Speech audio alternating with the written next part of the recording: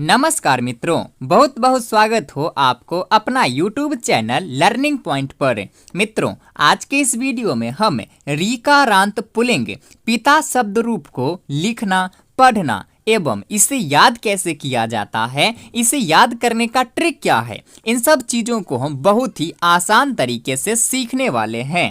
और हाँ, इसे लिखना एवं पढ़ना ये तो आम बात है। सबसे बड़ी बात कि यहाँ आप देख रहे होंगे कि हमने यहाँ कारक चिन्ह को भी लिख रखे हैं। इस कारक चिन्ह के माध्यम से हम इन सभी शब्दों की एक एक हिंदी मीनिंग को भी समझने वाले हैं कि इन सभी शब्दों का क्या क्या अर्थ होता है, कौन से शब्दों का प्रयोग हम कहाँ कहाँ करते हैं, अनुवाद बनाते समय इसका प्रयोग हम कैसे कैसे करते हैं। यानी कि आज का ये वीडियो बहुत ही ज़्यादा इंटरेस्टिंग एवं यूजफुल होने वाली है, इसलिए आप बने रहें हमारे वीडियो के लास्ट तक। और चलिए करते हैं वीडियो को स्टार्ट।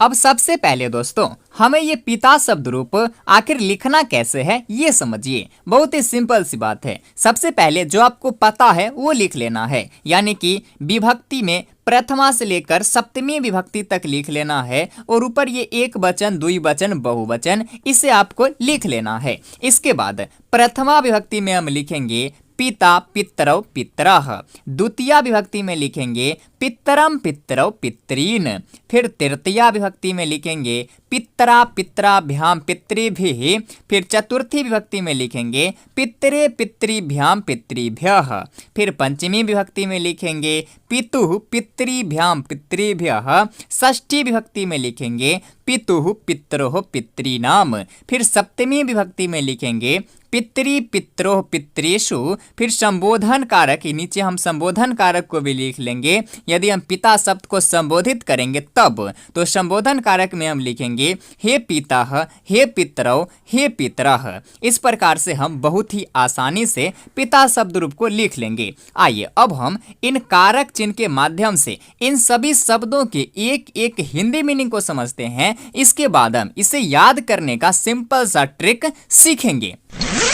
अब दोस्तों, इन सभी शब्दों के हिंदी मीनिंग को समझने के लिए आपको कारक चिन्हों का समझना बहुत ही जरूरी होता है। और आप कारक चिन्ह को तो पढ़े ही होंगे कि प्रथमा होता है कर्ता का ने कारक चिन्ह, द्वितीया होता है कर्म को, तृतीया होता है करण से या फिर द्वारा, चतुर्थी होता है संप्रदान को या फिर के लिए, फिर पंचमी होता है अपादान से, फिर षष्ठी होता है संबंध कारक, इसका कारक चिन्ह होता है का, की, के या फिर रा, री, रे भी होता है, फिर सप्तमी विभक्ति होता है अधिकरण कारक, इसका कारक चिन्ह होता है में या फिर पर, फिर संबोधन कारक होता है जब हम पिता शब्द को संबोधित करेंगे तब, इसका कारक चिन्ह होता है हे या फिर अरे। चलिए अब हम इसी कारक चिन्ह के माध्यम से इन सभी शब्दों की एक एक हिंदी मीनिंग को समझते हैं। अब इसके लिए हमें ज्यादा कुछ नहीं करना है। देखिए बस यहाँ क्या लिखा हुआ है, पिता पितरौ पितरः,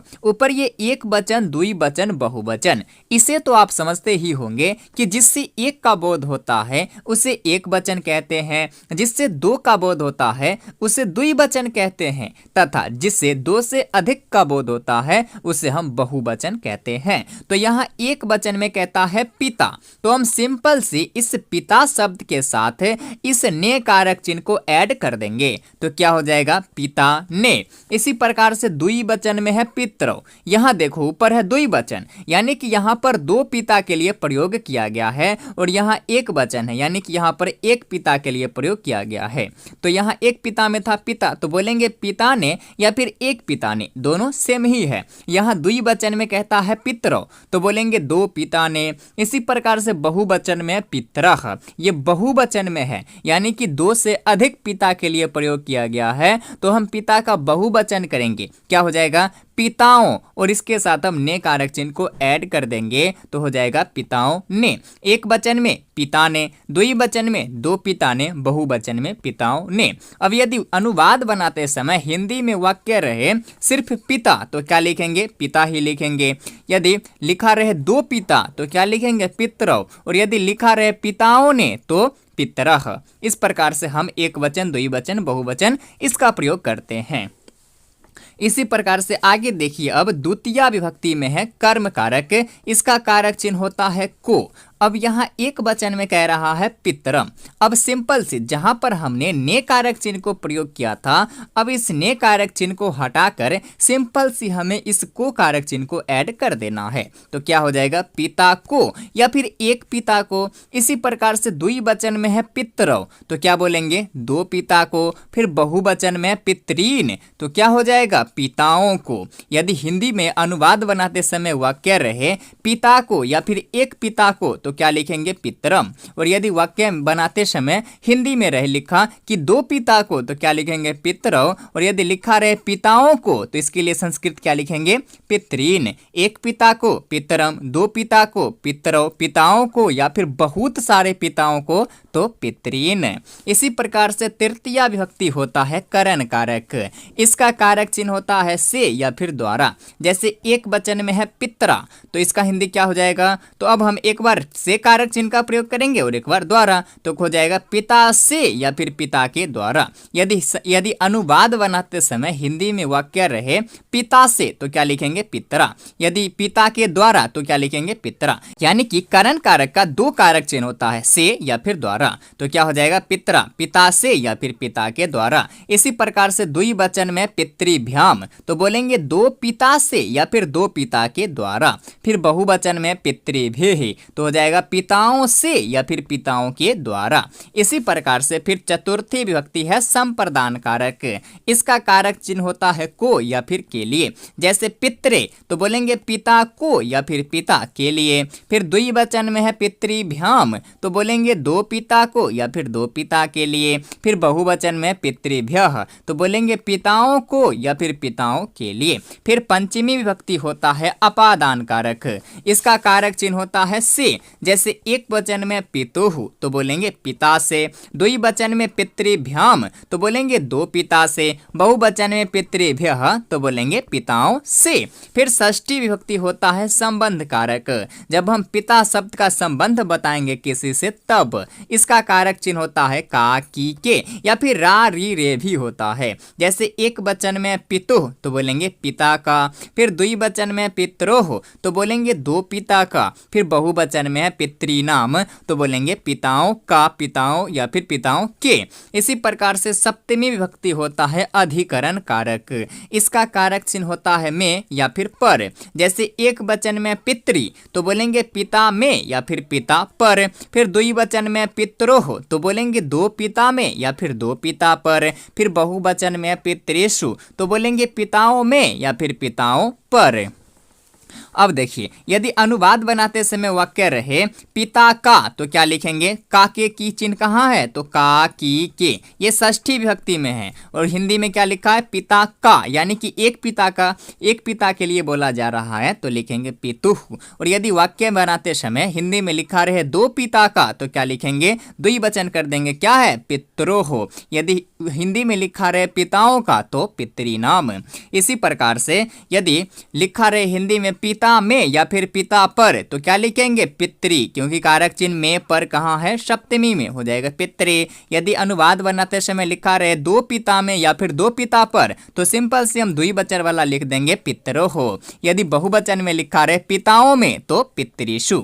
चलिए, फिर संबोधन कारक होता है जब हम पिता शब्द को संबोधित करेंगे तब। यदि हम सिर्फ एक पिता को संबोधित करेंगे, तो एक वचन में लिखेंगे हे पितः। और यदि हम दो पिता को संबोधित करेंगे, तो द्विवचन में लिखेंगे हे पितरौ। और यदि हम बहुत सारे पिताओं को एक बार में संबोधित करेंगे, तो बहुवचन में लिखेंगे हे पितरः। इस प्रकार से हम कारक चिन्ह को लिखकर बहुत ही आसानी से इसके हिंदी मीनिंग को समझ सकते हैं। चलिए देखिए, अब एक बार हम बिना कारक चिन्ह का अभ्यास करते हैं। पिता, पिता ने, पितरौ, दो पिता ने, पितरः, पिताओं ने। पितरम, पिता को, पितरौ, दो पिता को, पितरीन, पिताओं को। पितरा, पिता से या फिर पिता के द्वारा। पितृभ्याम, दो पिता से या फिर दो पिता के द्वारा। पितृभ्य, पिताओं से या फिर पिताओं के द्वारा। पितरे, पिता को या फिर पिता के लिए। पितृभ्याम, दो पिता को या फिर दो पिता के लिए। पितृभ्यः, पिताओं को या फिर पिताओं के लिए। फिर पितु, पिता से, पितृभ्याम, दो पिता से, पितृभ्यः, पिताओं से। पितु, पिता का, पितरु, दो पिता का, पितॄणाम पिताओं का, पितृ पिता में या फिर पिता पर, पितरोह दो पिता में या फिर दो पिता पर, पितृसु पिताओं में या फिर पिताओं पर। फिर संबोधन कारक, यदि एक पिता को संबोधित करेंगे तो हे पिता, दो पिता को संबोधित करेंगे तो हे पितरौ, और यदि हम बहुत सारे पिताओं को बहुवचन में संबोधित करेंगे तो हे पितरः। इस प्रकार से हम इसके हिंदी मीनिंग को बहुत ही आसानी से समझ सकते हैं। चलिए देखिए अब इसे याद कैसे किया जाता है। अब दोस्तों इसे याद तो आपको रट कर ही करना है, लेकिन रटने का भी सही तरीका पता होना चाहिए। हम जानते हैं आप लोग ऐसे पढ़ते होंगे, प्रथमा पिता पितरौ पितरः, द्वितीया पितरम पितरौ पितरीन। इस प्रकार से आपको बिल्कुल भी नहीं पढ़ना है। सबसे पहले आपको इन सभी विभक्तियों को तो छोड़ ही देना है। ऊपर ये एक वचन, द्विवचन, बहुवचन, इसे भी आपको नहीं बोलना है। सिर्फ आपको इन 3 लाइन को ही पढ़ना है। बाद में ये ऑटोमेटिक ही सेट हो जाएगा कि प्रथमा विभक्ति कौन सा है, द्वितीय विभक्ति कौन सा है। आपको सिर्फ इन 3 लाइन को ही पढ़ना है, वो भी इन तीनों शब्दों को अलग अलग नहीं बोलेंगे।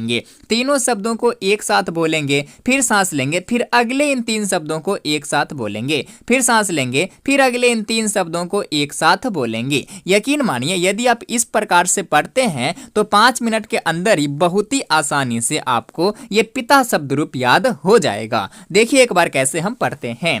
पिता पितरौ पितरः, तीनों शब्दों को एक साथ बोलेंगे, फिर सांस लेकर आगे बोलेंगे पितरम पितरौ पितरीन, फिर सांस लेंगे, आगे बोलेंगे पितरा पितृभ्याम पितृभ्यः, पितरे पितृभ्याम पितृभ्यः, पितुः पितृभ्याम पितृभ्यः, पितुः पितरोः पितॄणाम, पितरी पितरोः पितरेषु, हे पितः हे पितरौ हे पितरः। इस प्रकार से हम 3 शब्दों को एक साथ बोलेंगे। एक बार फिर से देखिए, पिता पितरौ पितरः, पितरम पितरौ पितरीन, पितरा पितृभ्याम पितृभ्यः, पितरे पितृभ्याम पितृभ्यः, पितुः पितृभ्याम पितृभ्यः, पितुः पितरोः पितॄणाम, पितरी पितरोः पितरेषु, हे पिता हे पितरौ हे पितरः। इस प्रकार से हम 3 शब्दों को एक साथ पढ़ेंगे तो बहुत ही आसानी से हमें ये पिता शब्द रूप याद हो जाएगा। तो मित्रों ये था हमारा आज का वीडियो, पिता शब्द रूप पढ़ना, लिखना एवं इसे याद करने का, साथ ही कारक चिन्ह के माध्यम से इसके एक एक हिंदी मीनिंग को भी समझने का।